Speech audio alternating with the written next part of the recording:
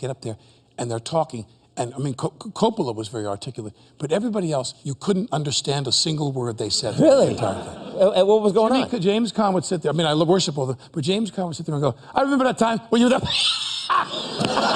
Oh, you would defeat anything defeat. Do you give anything up for Lent? Is that something that you do? Well, it's indicative of who you are.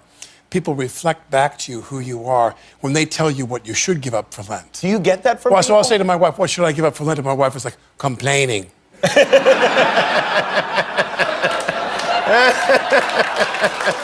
Niro's sitting there the whole time. He doesn't talk. De Niro doesn't talk. De Niro sits there and goes...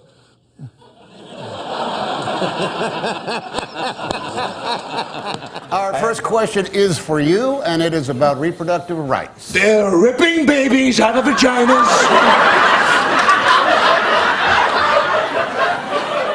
He eats like a lot of bacon. He loves bacon? And he loves bacon. He likes lots of bacon.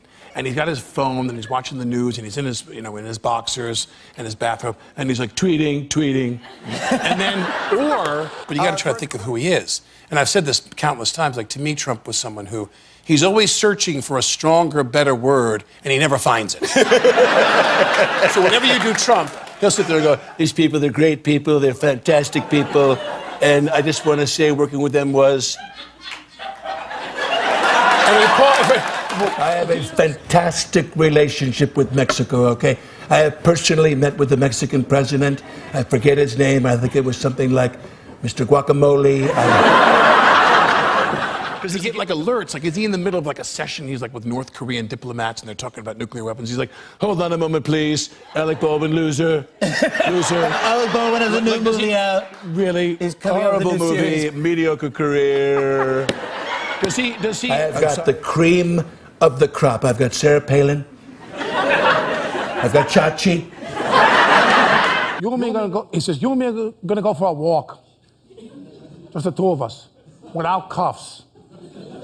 Can I say a bad word? Sure. He goes, me. I'm gonna put one. I can barely do it. Yeah. He goes, you and me are gonna take a walk without cuffs. You me, I'm gonna put one in your back. Yes, I'm going to start this debate in the quietest voice possible.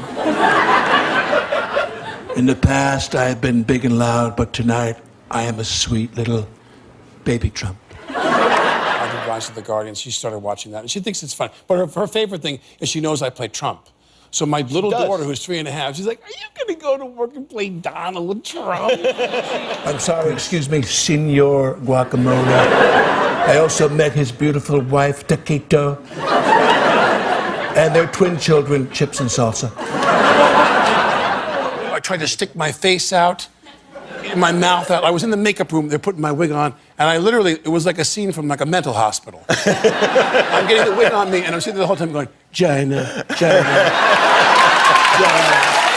to do it again and again. So then it becomes, and then they cut to Pacino. Pacino's like, I remember that time, but that thing that with him with this, oh yeah, oh. And you, and I saw you, and you with him. Oh. And the whole time, De Niro's like sitting there. Even the media, every day I turn on the news, and all of the newscasters are making me look so bad. And how are we doing that? By taking all of the things I say and all of the things I do and putting them on TV.